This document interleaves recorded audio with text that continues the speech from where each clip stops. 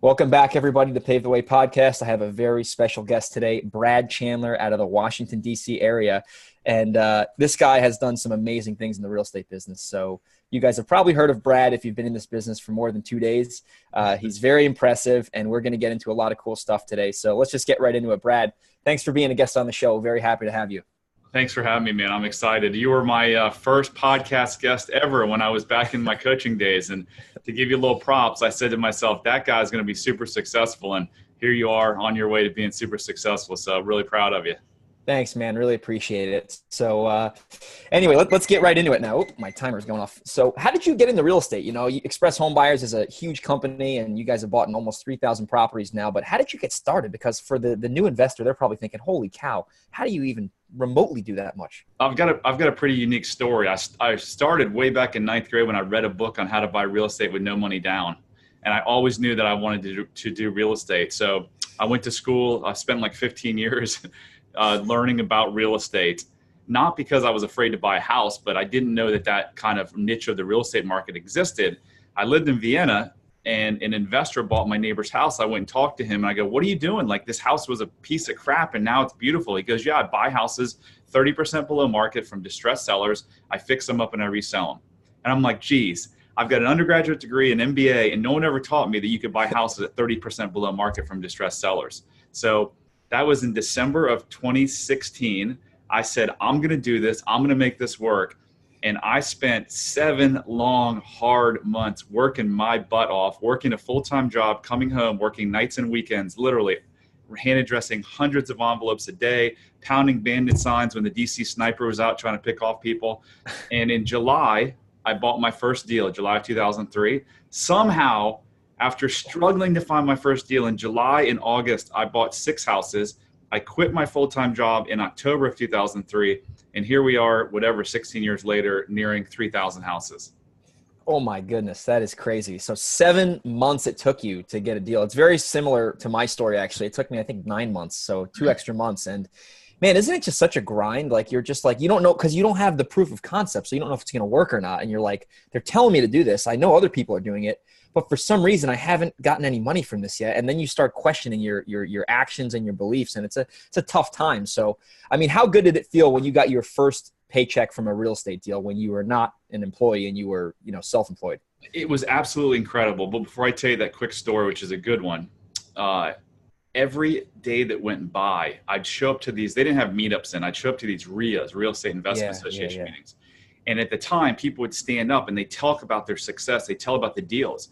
And every single day that went by, I got more and more persistent. I never thought of giving up. And when we talk maybe in down the road a little bit about, success rates, perseverance and not giving up, like, this isn't easy, guys. Like, so many people want to make it sound easy. It's not easy. There's so many people doing it. But there's always going to be those people who are successful and making money. And then they're going to be the people that made excuses and said why it wouldn't work. But yeah, so the first check I ever got, one of the first checks I ever got, actually, it's right here. He still got his first check. Look at that, ladies and gentlemen. It's amazing. So this is the check. I know you're not going to be able to see it, but it says to Lawrence Bradford Chandler III, that's my full name, $92,749. This was like my second house in Arlington. And I got the check, and I was at the title company, and I said to the lady, I was like, well, I had $30,000 in rehab, so I really didn't make 92, because she was like, congratulations. I said, well, I really didn't make 92, I made 62. And she kind of like deflated a little bit. And she's like, do you realize you just made the average of what the average American makes all year on one deal? And I'm like, whoa, when you put it that way, it is pretty amazing. And I think I was only making $60,000 a year at my job. Or maybe I actually went into my boss and got this huge raise. But I was making 60 grand. I made it on one deal. Isn't that amazing? It's like a paradigm shift. You're like, holy crap, if I can do this on one deal, and I didn't have a boss, I didn't have to clock in or clock out, I just got paid because of the value I provided in the marketplace. You're like, wait a minute, let me just keep doing this again and again. And then next thing you know, 60 grand on a deal is the usual, and obviously you guys have done all those deals. An average work year is 2,080 hours. That house probably took me 45 to 50 hours. So 60 grand in 2,000 hours or 60 grand in 50 hours. You do the math. Did you rehab that house? And then we'll move on. I did. Just like every newbie I thought the ARV was 60 grand higher, and I thought the repairs were going to be like 30, and they ended up being 60. So Oh, new investors, don't start by rehabbing houses, start by wholesaling houses. But if you do rehab houses, I can assure you that you're going to overestimate the ARV and underestimate the repairs. ask me how I know, right? With you, it's like, Yeah. how many of your houses have you rehabbed? What, over 2,000, right? Because you really just got into wholesaling last couple of Probably years. close to like 1,700. Oh my goodness, that's a lot of I just can't imagine that. Oh my goodness. So We were, anyway, we were at one point in time, we were doing close to $10 million of construction a year. oh my goodness, that is insane managing all those. And this is all in one area too. Yeah, This all was in the DC Metro. Man, that's unbelievable. We'll get into that. So obviously you've bought in a lot of properties. You're very successful. You have one of the biggest investment companies in the country. So something that you have been very good at, and I've been following you for a while before I really started getting into the whole podcasting thing, is marketing, right? And I think you are probably the best in the industry at marketing, because of your success. So what do investors, because I have a lot of advanced investors listening to this. I have new investors. I have people who aren't even in this game yet, and they're adults listening to the show. So what do investors need to do to be effective at marketing? And there's a million things. I want to make this, really condensed and just kind of give everyone the high level overview. But what are like 2 or 3 things that investors can do to be consistent with their marketing? So you asked kind of how I was successful, and what I did from from really day one is I started building a brand. Yeah. So unfortunately, a lot of people hide behind the "We Buy Houses" signs, and a lot of people put their personal names on stuff, thinking that, some people will relate to a personal name better than a brand. But I think, there's a reason that Apple doesn't have Steve Jobs. It's called Apple. So I think you Yeah. begin by brand. If you're really going to be in the business long term, you begin by, branding. What's a good brand? And if you don't have millions of dollars to market, like most of us don't, look, I created a name that was very easy. I could take Express Home Buyers and put a number below it, and everyone knows what we do. So that's what I would start with. I'd start by coming up with a catchy name that tells what you do. And then marketing, every day that goes by, you're able to get more and more targeted because of the data that's out there. So go after the people. There's a million ways you can market to them, but just make sure that you're not spending money on Instagram marketing to 20-something-year-old people, because guess what? They don't have houses with equity that you can buy. So That's make key. sure you're targeting from 45 to 80 years old, because those are the people you're going to buy the houses from. And then how do you do that? You can do that through 100 different ways. Direct mail, you can knock on doors, you can do internet, you can do TV, you can do radio. But whatever you do, it's all about the consistency. You've got to have consistency. You've got to do it on a regular basis, because if you send one postcard or one batch of postcards and you think you're going to get a deal, you might, but chances are you aren't. So you have to be consistent.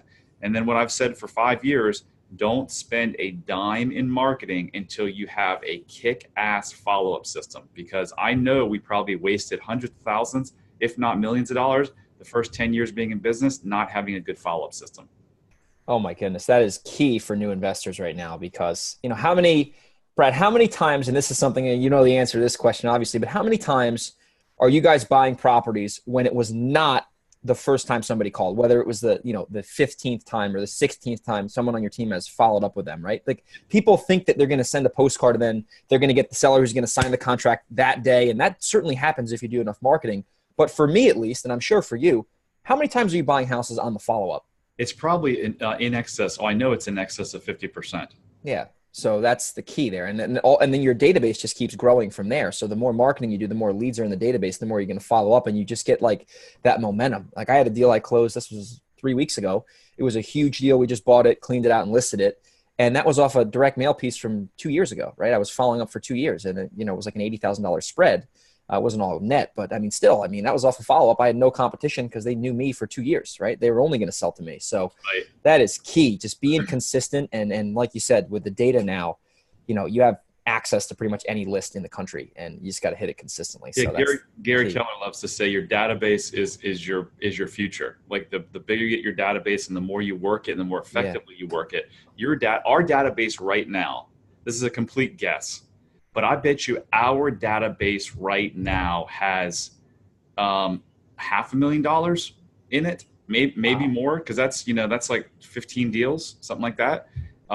No doubt there is at least $500,000 in our database. So if you have a smaller database, maybe your database has 10 or 20 or 50 or $100,000 in it, but it's real money.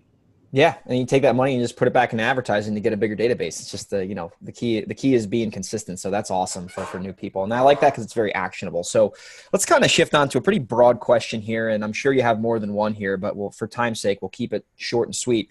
So you've been in the business for a while. You've bought in a lot of properties. You've probably done several different types of deals, development, et cetera.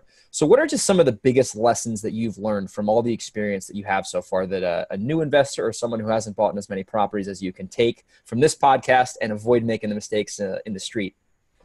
I think number one, I'm writing down two words: focus and people. Number one is focus. We have lost millions of dollars by losing focus. Just because you start to get good at buying a couple houses doesn't mean you know everything, doesn't mean that you can rapidly scale, doesn't mean that you can go to another market because you're having success in your market. So I would say stay really, really focused on your one niche and don't try to go do 10 other things. And then the second thing is people. Your only true long-term competitive advantage is your people. So as you're growing your company, you should spend more time on hiring, recruiting, and training your people than really anything else you do. And that's often overlooked. People just, I'll run an ad, I get three, get three people in the office, I'll pick the best one. No, we're at the point now where I don't hire someone, number one, unless I would enjoy going out to have beers with them or, lunch or whatever on a regular basis. And number two, I don't come out of the interview telling one of my colleagues, oh my God, we have got to hire this person. If I'm like, I don't know, they seem really good, but then I'm not hiring them. Okay. So what do they call that? The chug test? Is that the first thing? I've heard that before.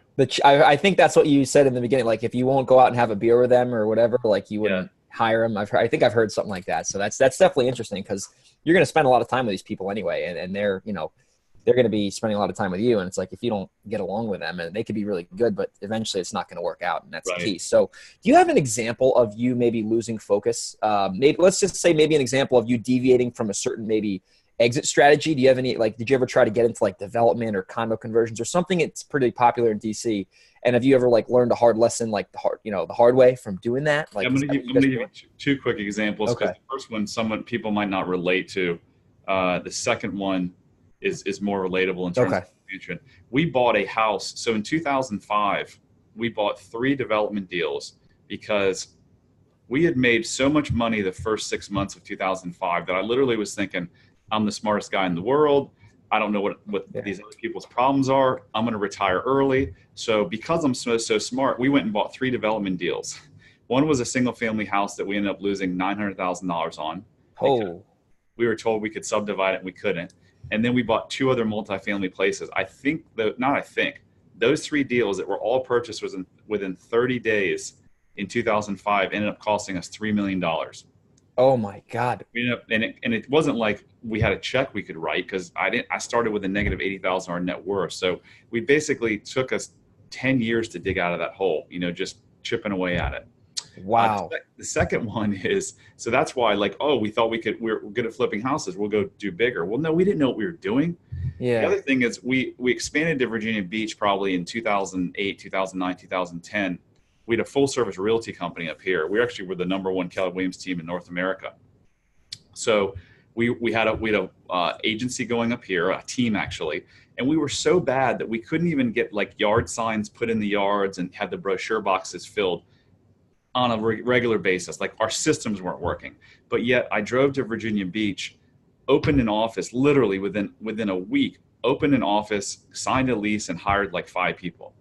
And I'm thinking in hindsight, how dumb is that? We didn't even have our market operating in our home territory. And I see it all the time now with realtors and investors. I'm buying a couple houses in Spokane, Washington. So I'm going to go start advertising in LA. What do you know about LA? And by the way, is your business in Spokane, is it running perfectly? Is there anything else you can do to make it better? Make it better. Make it work really, really well before you go on to the next market. Yeah. So basically go deep instead of going wide. And once you've tapped the gold enough in your one market, maybe it makes sense to go into another area when you've pretty much advertised as much as possible and you're seeing diminishing returns on your marketing, or maybe there's not enough people in there, but you think people are just really spreading themselves too thin nowadays with the internet. Absolutely. Awesome. And before we move on, a quick question. What were you doing on those development deals that got you in so much trouble? So we were going to the house. We were going to knock down, subdivide, and build 2 houses. The other Okay. 2 we're going to make them into condos. Condo convert them. Okay. Yeah. So interesting. Well, that's guys, you just learned that lesson for free on this podcast. So you can thank Brad for that one, you know? So awesome. So I guess this is going to be a pretty obvious question now, but the biggest mistake you made in your career, and I'm guessing it's probably one of those 2 things, right? The biggest investing mistake you've made? It was probably buying those 3 development deals within, 30 days of each other. Definitely. Yeah, totally. Awesome. So let's kind of shift over now to the other side of the coin, which is, I think, more important in the real estate. It's, habits, daily success habits. So Brad, what are some things that you do every day that allow you to be as successful as you are and have the consistency that you've had? I'm gonna flip that and say one of the things I don't do every day, and that is when I look back at my 16 years in this business, I want to cry on how much time I spent as a slave to email. So I literally used to come in, and my whole day would be controlled with what was coming in my inbox, and I've gotten so much better at that over the last 2 years after reading Gary Keller's The One Thing book. Really good about getting you focused. You ask yourself every day, maybe this is what I do. I ask myself every day, what's the one thing that I could do such that by doing it, everything else is easier or unnecessary? So now I say to myself, I've got to get these 3 things or this one thing done, and I don't worry about email until I get those done, and then I come back and check my email. But I know there's a lot of listeners out there that spend way too much time on email and communication on stuff that is not getting you to where you want to go. So you figure up your 5-year goal. This is the One Thing book. You figure up your 5-year goal, and then you ask yourself, to get to that 5-year goal, what do you have to do this coming year? And then to get to that year goal, what do you have to do this month? And then what do you have to do this week to get to that month goal? And then what do you have to do today to get to your week goal? And then what do you have to do right this second to get you to your daily goal? And if I just had that 16 years ago, what I did is I wasn't every day going towards my goal. I was just getting distracted by all the noise next to me or all the noise in my life. So make sure that every day you're doing those 1, 2, 3 things that are going to get you towards your 5-year goal. Interesting. So really just, once again, focus. And not letting starting the day on offense and not defense. Right. So what about some books that, I know you're a big book reader. So what are some books that you've read, in the last couple of years that have really, besides The One Thing, obviously, that's made a real impact in your life? And what are some lessons you've gotten from those books? Brendon Burchard's, I think it's called Success Principles or whatever Brendan's new. Oh, High Performance Habits. Is that the one? High Performance Habits. Okay. Is just wonderful on just habits on, how to make yourself better. And then Ray Dalio, who's a billionaire. Well, that's my favorite book, man. Yeah. He was on 60 Minutes a couple of weeks ago. He's like a private equity shop now, I think. He was into stock trading and all kinds of stuff. He has a book called Principles. Yeah. Which is really, really, really good. Yeah, no, totally. I think that's that's either my favorite book or top 5 books. I've read it so many times. I have 2 copies actually, because the first copy was it was like the whole thing was highlighted. So then I'm like, this is kind of defeating the purpose of the book.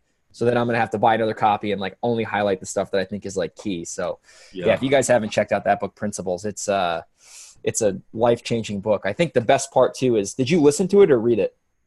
I did both actually. And this is something that I've just learned in the last couple of months. I've started doing is I get a book on Audible and it comes on Kindle. I actually bought the hardcover on that one, but when you read, so you can listen I listen at 2x. Yeah. But there's often times where there's stuff in the book that I want to take out.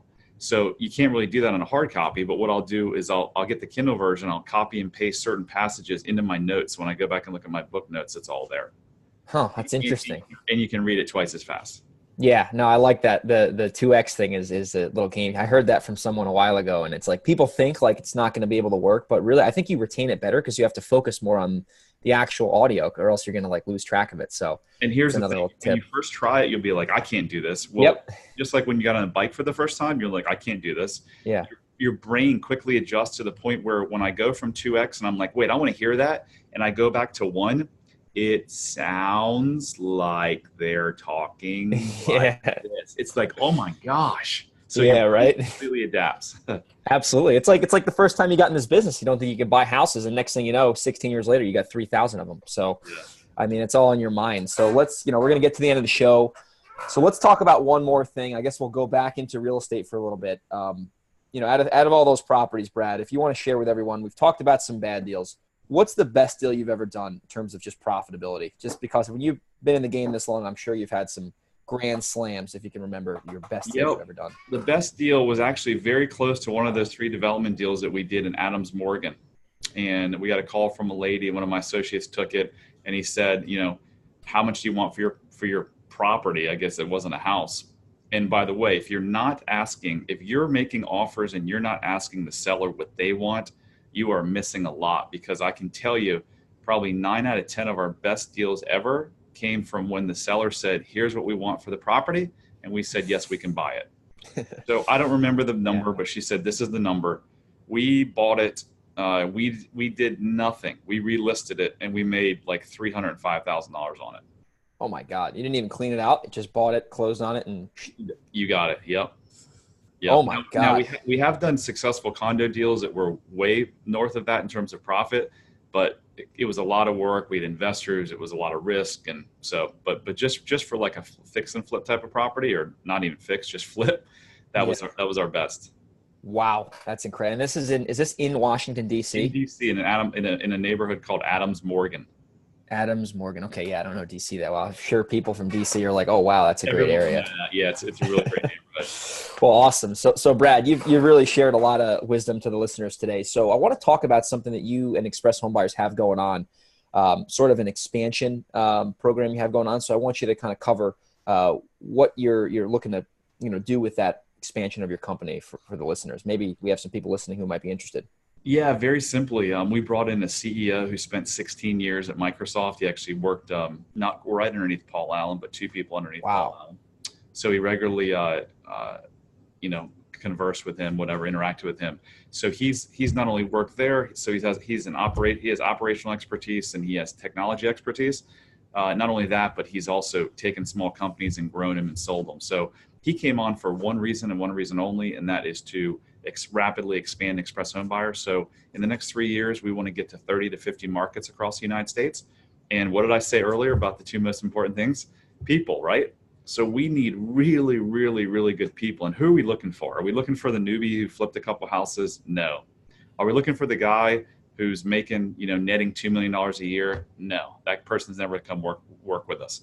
What we're looking for is we're looking for someone who has done this business, who understands the market, who has a buyer's list, who has wholesaled properties before, who have fix and flip properties, who can, is just really good at maybe a couple parts of the business. Maybe they just love talking to sellers and negotiating, but they hate the financial side. They hate the insurance side. They hate the, hiring people and managing people. And, there's just so much. The marketing side is really, really tough. Some people are like, hey, I'm getting out of this business because my cost per lead or my cost per deal is, 3 or 4x what it used to be. We want those people. We want those people that are like really, really smart, have had some success, have gotten beat up, are tired of the roller coaster ride, want to hitch their wagon to, a more established company that is just, totally going places. We have the technology. We have one of the best ranked websites, literally in the United States from the investor standpoint. So we generate a lot of leads. So that's what we're looking for. We're really looking for general managers, people who can help us get a market started and then run the market, and they get the upside of the market and potentially even an upside in the entire Express Home Buyers company. Wow.